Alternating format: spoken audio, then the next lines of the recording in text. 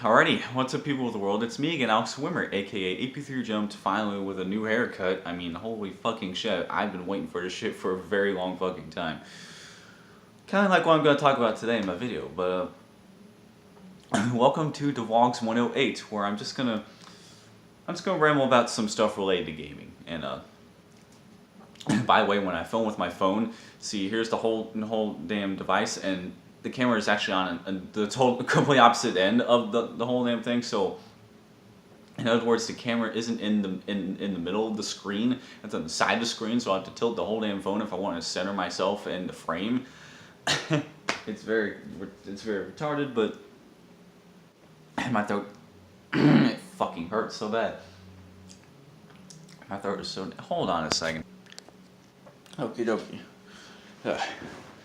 My neck is really stiff too. That happens when I draw like all night long, and that combined with the fact that I am a bagger at Kroger, yeah, my neck it gets fucked up after a while. But it's why I look like a freaking moron doing that in my videos. But I'm sure anyone who's an artist understands that it can get physically tiring, and can also you gotta be careful with that shit. You gotta kind of sort of take breaks, so you don't stiffen up your freaking body all that much. And same thing if you're a bagger at Kroger, you gotta you gotta be mindful of that shit while you're doing that as well. But today I'm just gonna sort of ramble about stuff related to gaming, like I said, and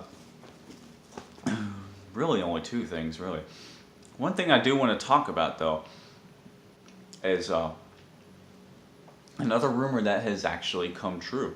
And that is the fact that Spyro is getting an HD remake, just like Crash. The original three games for the Spyro... the original three games... wow, it sounds like I can't even fucking talk today.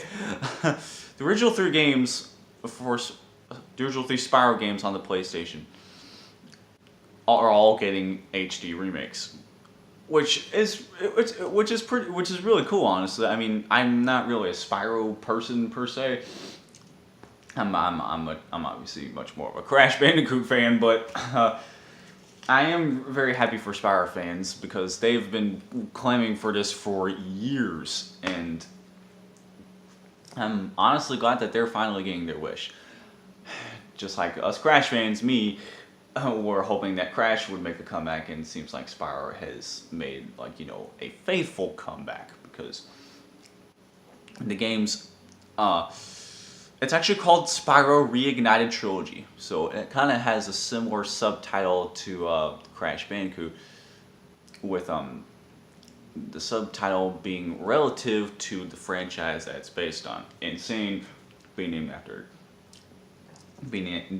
after Insanity Island and from Crash Bandicoot, and Reignited referencing the whole fantasy theme of Spyro.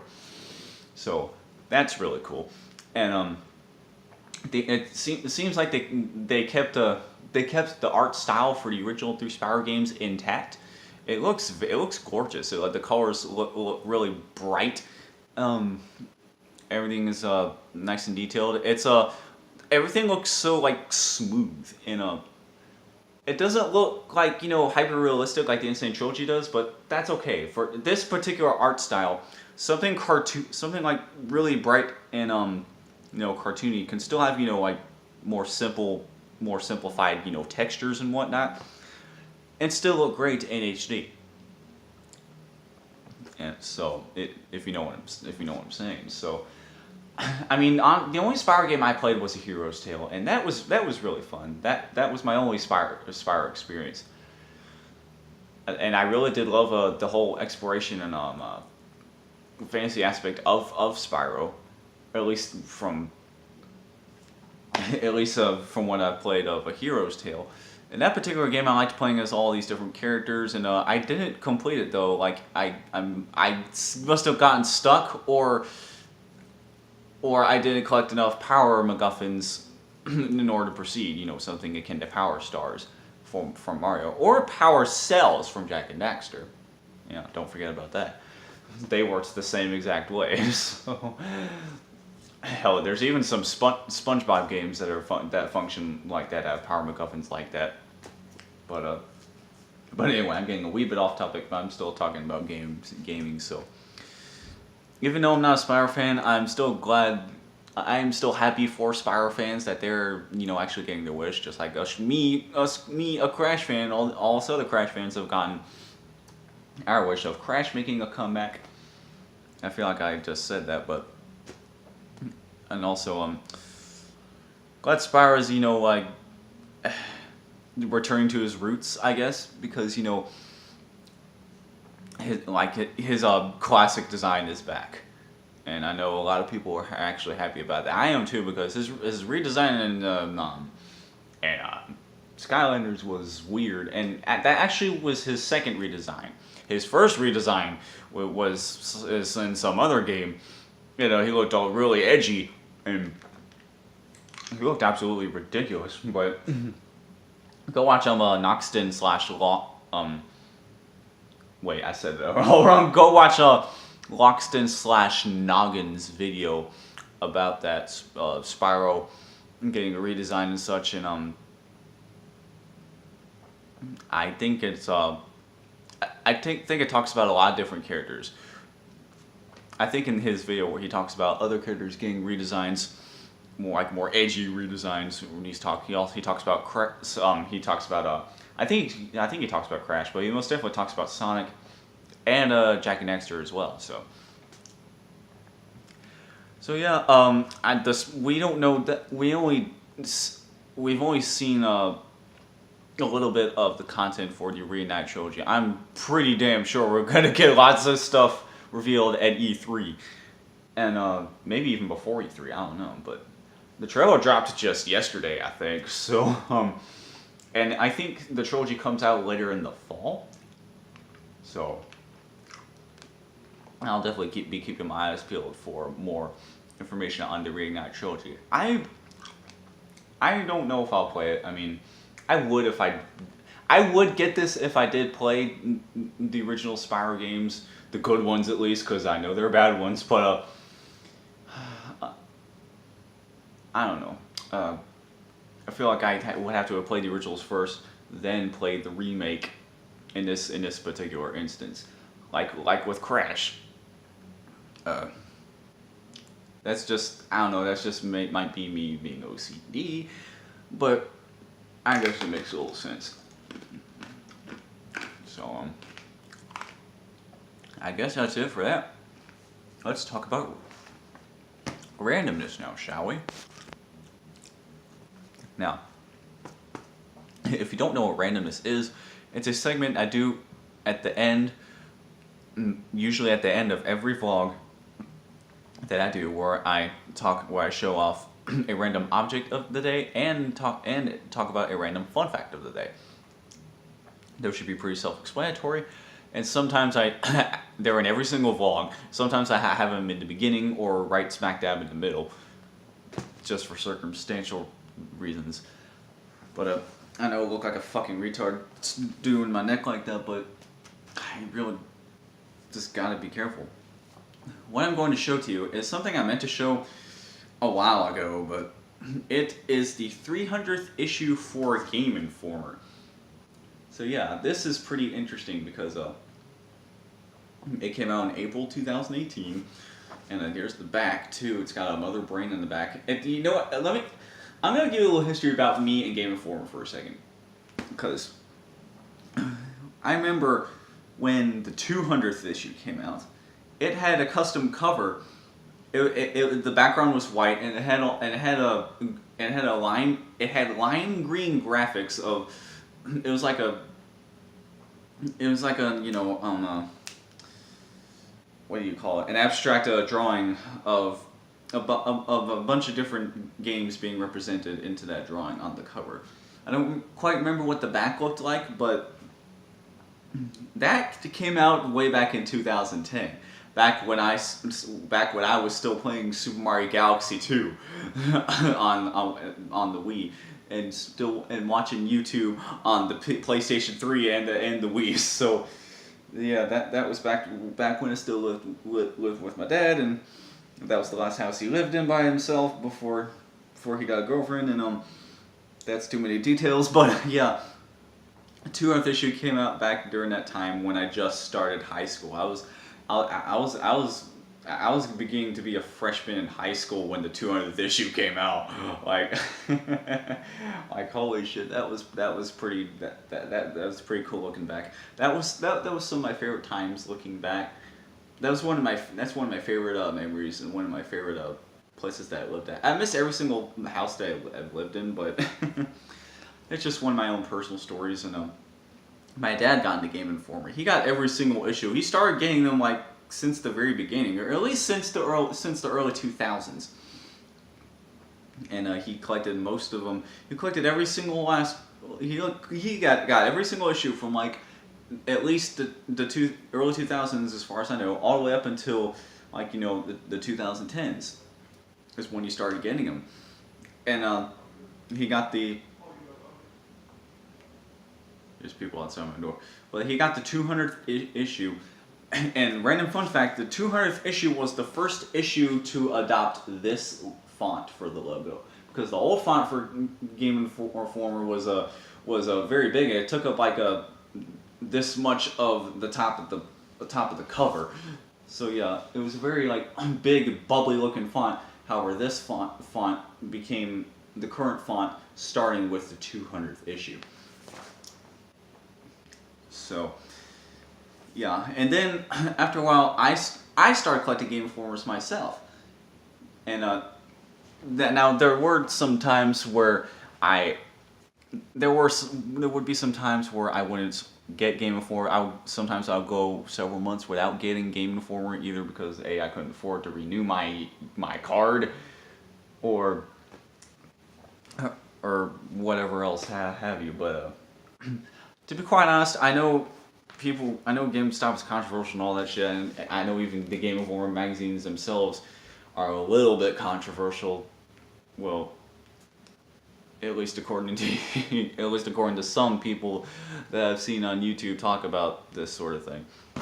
But as for me personally, I've always loved Game Informers. Game Informer magazines were some of my favorite magazines to read. I've been basically reading them all my freaking life. And Dad and I both. He stopped reading them, but I started reading them. I would go on to continue reading them all by myself, but Game Informer magazines are always worthwhile to read. They're always fun to look through, and you always get cool sneak previews of games, upcoming games, all kinds of reviews for games. X-Play does not exist anymore, so this is all I got. G4 is dead, unfortunately. So this is all I got, okay? Okay. But what's interesting about the 300th issue, it says on the bottom issue 300, but this issue has a cover for Metroid on it. Whereas the 200th issue had a cover representing basically all of gaming. This one right here only represents one game. That's a little weird, but the 200th issue, what was best about that? What was the main gimmick of that? It had a list in there showing the top 200 games of all time. And to continue that trend, this issue has the top 300 games of all time. I don't remember what the number one game for the 200 games list was. I honestly can't remember, but I actually discovered some games looking through that. I discovered Super Mario RPG in that old top top 200 list. And then I also played Super Mario RPG around the same time I was playing Galaxy 2. So yeah. Now I just gotta wonder. I have always skimmed through this a little bit. I'm skimming a little bit through it now. So yeah, the top 300 games of all time. I have no idea what number one could be. I'm just going to predict and say, what should I say? Maybe Breath of the Wild or Super Mario Odyssey? I don't know. I have no idea. There's thousands of games in existence, so excuse me. I could be either 100% right or 100% wrong.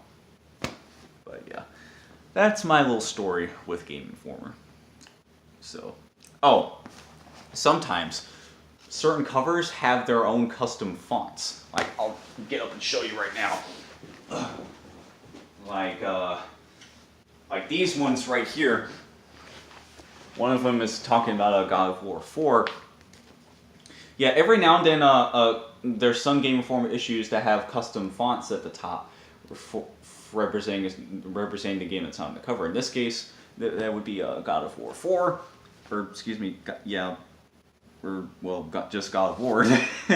And this cover representing Metro Exodus, I think is what this game is called. So yeah. I don't. Also, by the way, I think when the last time Mario had a cover for Game Informer was back when New Super Mario Bros. U came out. I don't think that was the case for Super Mario Odyssey, unfortunately. However, that did win Game of the Month, luckily, and I'm pretty damn sure Breath of the Wild did as well. But yeah. Anyway, maybe Insane Trilogy did too, because I'm always saying because around the spring and summer of 2017 is when I didn't get Game Informer magazines. So, yeah. I hope you've enjoyed my little story.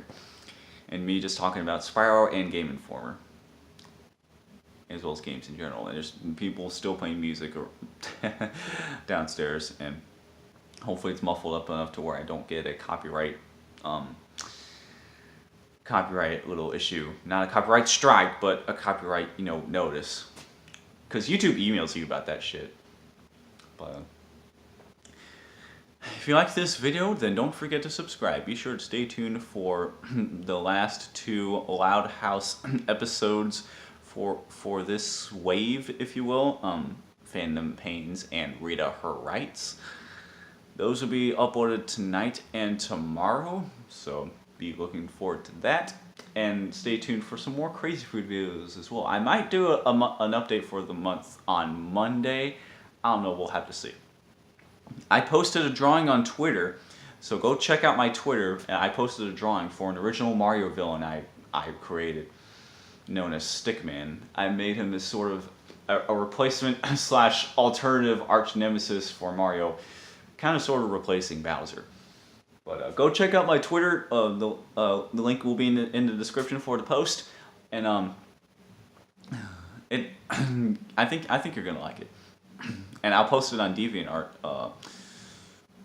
very, very soon, like tonight probably. Anyway, so that will be my very first DeviantArt post. Yay, happy dance! Because I mostly post. I haven't posted anything on DeviantArt yet. I mostly just favorite on people's. I mostly just comment and favorite other people's art pieces. But well, this video's gone way too long. I know I've jerked my head a lot, but I apologize because my neck does hurt after a while. But it all pays off because a drawing is very important to me, and so is video games. So are video games, but. I'm Alex Swimmer, aka AP3 Jumped. Thank you so much for watching until the end. That is it for me, and I will see you soon. Goodbye. I'm gonna do a vlog about WrestleMania too with either Tyler or Michael. So yeah. Goodbye. I can't tell what song they're playing. I better cut it off. Well, I'll figure it out. Goodbye. Forgot to.